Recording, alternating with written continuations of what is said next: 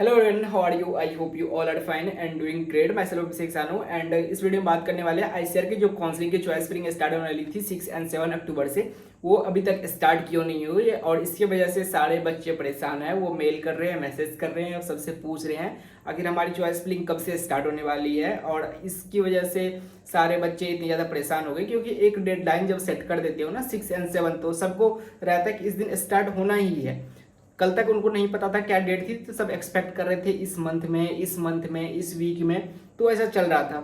लेकिन जब से डॉक्टर जेना सर ने इसको कंफर्म किया है कि 6 एंड 7 सितंबर को ये हमारी काउंसलिंग स्टार्ट होने वाली है, उसके बाद से हमें भी और सारे बच्चों को भी लग रहा है कि जितना जल्दी ये प्रोसेस स्टार्ट हो जाए उतना उनके लिए काफ़ी अच्छा रहेगा। और जब आज स्टार्ट नहीं हुआ है तो वो काफ़ी ज़्यादा एकदम फ्रस्ट्रेटेड है, ऐसा समझ लो। उनको मूड खराब हो रखा है कि क्या कर रहे हैं, ये सिस्टम ऐसा स्क्रैप क्यों होता जा रहा है, आईसीआर सिस्टम कुछ ठीक से काम क्यों नहीं कर रही है। और इनका आईसीआर का ऐसा नहीं है कि आज का ऐसा सीन है, इनका हर साल का यही सीन है। 2023 हो जाए, 24 हो जाए, 25 हो जाए, हर साल इसी काउंसलिंग लेट होती है। एक तो पहले इन्होंने रिजल्ट के लगभग 2 महीने के बाद, रिजल्ट के लगभग 1 डेढ़ 2 महीने के बाद इन्होंने रजिस्ट्रेशन स्टार्ट किया, उसके बाद रैंक कार्ड दिया एंड रैंक कार्ड देने के बाद फिर से इन्होंने ब्लंडर किया किसमें, इन्फॉर्मेशन ब्रोकर में। और इन्फॉर्मेशन ब्रोकर में जो है हमारे यहाँ पे इतनी ज़्यादा मिस्टेक थी कि एबीसी वालों को एलिजिबल ही नहीं किया। सबसे पहले इन्होंने रैंक जो निकाला था वो सारे के सारे परसेंटेज के बेस पे निकाला था। इनको परसेंटाइल बेस पे निकालना चाहिए, बट निकाला किस पे, परसेंटेज बेस पे। तो एक गलती तो वहीं पे हो गई इनकी। उसके बाद इन्फॉर्मेशन ब्रोकर में इन्होंने क्या किया, जितने भी एबीसी वाले बच्चे थे उनको एलिजिबल ही नहीं किया। मतलब भाई अब एग्रीकल्चर वाले एग्रीकल्चर नहीं पढ़ेंगे तो कौन पढ़ेगा, ये बताइए हमें। अब मतलब एबीसी वालों का तो मेन ही टारगेट ही रहता है कि उनको एग्रीकल्चर करना है, बीएससी यूजी करना है, अच्छे कॉलेज से करना है। अगर अच्छे कॉलेज में वो एलिजिबल ही नहीं है तो कहाँ से वो पढ़ पाते है ना। तो इसकी वजह से वो परेशान होगी। उसके बाद अभी प्रॉब्लम क्या हो रही है कि डॉक्टर जेना सर ने बोला कि पेमेंट गेटवे में प्रॉब्लम है। ठीक है, पेमेंट गेटवे में प्रॉब्लम है। पेमेंट गेटवे क्यों? जैसे कि अभी अभी आपको जब चॉइस फिलिंग स्टार्ट होगी ना, वहाँ पे पहले आपको रजिस्ट्रेशन करना होगा। रजिस्ट्रेशन में 500 रुपीज़ लगते हैं। उस 500 को लेने के लिए उनके पास सिस्टम नहीं है। यानी कि आईसीआर जो है पूरे इंडिया की एग्रीकल्चर के लिए सबसे बड़ा सिस्टम है। और आईसीआर जो है उसका नाम ही पढ़ लो आप, उसका फुल फॉर्म में हमें दिखता है कि हाँ भाई ये इंडियन एग्रीकल्चर एकदम मस्त फॉलो कर रहा होगा, बहुत बढ़िया सब कुछ सेटअप सिस्टम है।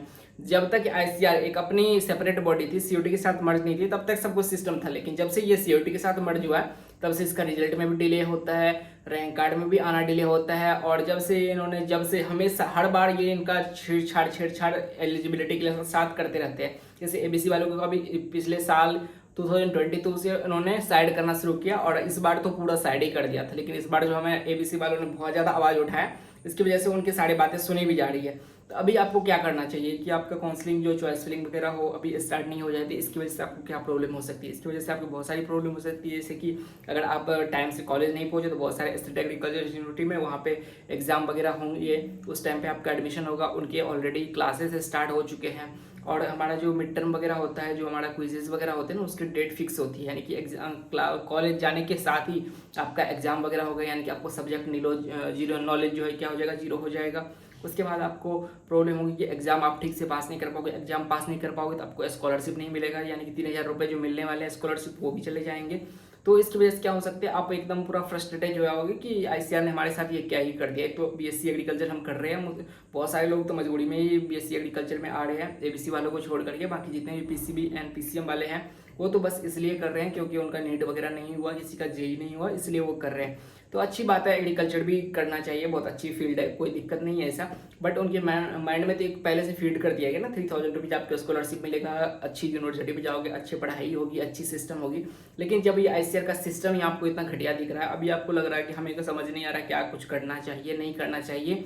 तो इसमें सबसे पहले आपको मैक्सिमम नंबर में आपको मेल करना है। आप हेल्प डेस्क वाले मेल करोगे तो वहाँ कर सकते हो, या फिर जो ऑफिशियल मेल है जो कि मैं अभी डाल देता हूँ कमेंट सेक्शन में, वो उस वाले नंबर पे, उस वाले मेल आईडी पे आपको मैक्सिमम से मैक्सिमम मेल करने हैं। और जैसे कि एबीसी वालों ने अपना प्रोटेस्ट किया था, सारे यूट्यूबर ने मिलकर उनका साथ दिया था।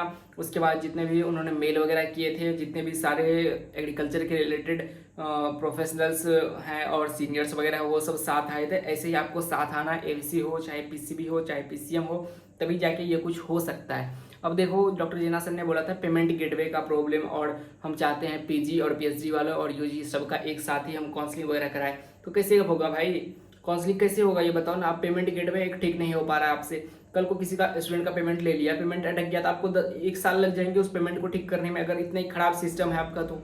पेमेंट अटकते भी तो हैं, और पता नहीं क्या ही है यार। SBI वालों का मैं बता रहा था कि स्टेट बैंक में प्रॉब्लम चल रही है, स्टेट बैंक वाली सारी प्रॉब्लम सॉर्टेड हो गई, कोई दिक्कत नहीं है, ठीक है। अगर स्टेट बैंक से नहीं हो रहा तो आप दूसरा बैंक भी तो स्विच कर सकते हो।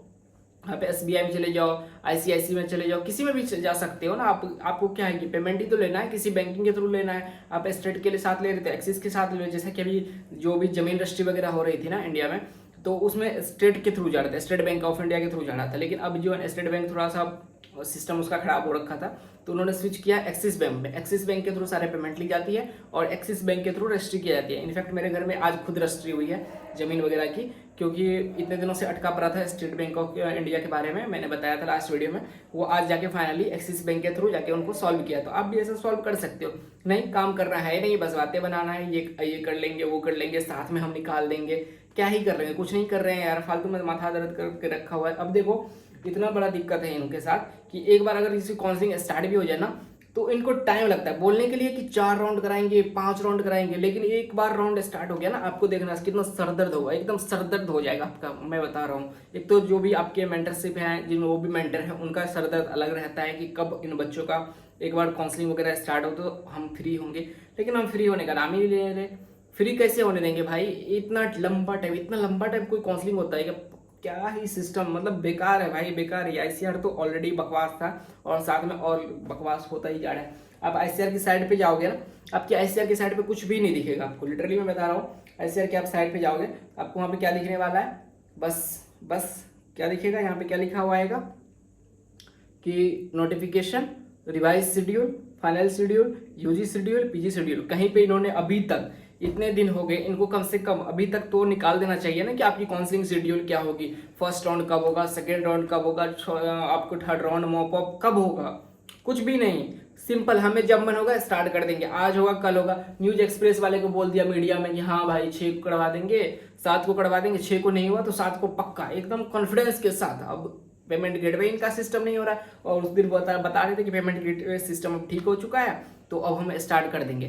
तो क्या ही है, समझ नहीं आ रहा भाई। आप प्लीज अपना स्टैंड लो, मैं आपसे हाथ जोड़ता हूँ। जितने भी बच्चे हैं एक साथ यहाँ पे मेल डालो, इतने सारे मेल डालेंगे तब जाके उनको लगेगा, कुछ जरूरत पड़े तो आप उनको ट्वीट करो। अगर कोई क्रिमिनल, नॉट क्रिमिनल, किसी एजुकेशनल लॉयर वगैरह है किसी की फैमिली में या जान पहचान है, तो आप PIL भी फाइल कर सकते हो कोर्ट वगैरह में, चाहे डिस्ट्रिक्ट कोर्ट में करो चाहे हाई कोर्ट में करो, जहाँ भी करना है आप वहाँ कर सकते हो, सो डैट कि थोड़ा उस पर प्रेशर बने और जल्दी स्टार्ट किए। अगर आपने छोड़ दिया ना तो कुछ भी नहीं हो सकता। लेकिन ABC वालों ने देखो इतना स्टैंड लिया, तो ABC वाले को हर जगह एलिजिबल कर दिया, यहाँ तक कि बायोटेक्नोलॉजी कोर्स में मैथ चाहिए उसमें भी उनको एलिजिबल कर दिया गया है। तो अपने लिए स्टैंड लोगे ना तो आपके लिए बहुत कुछ अच्छा हो सकता है। So see you in the next video, till then okay bye.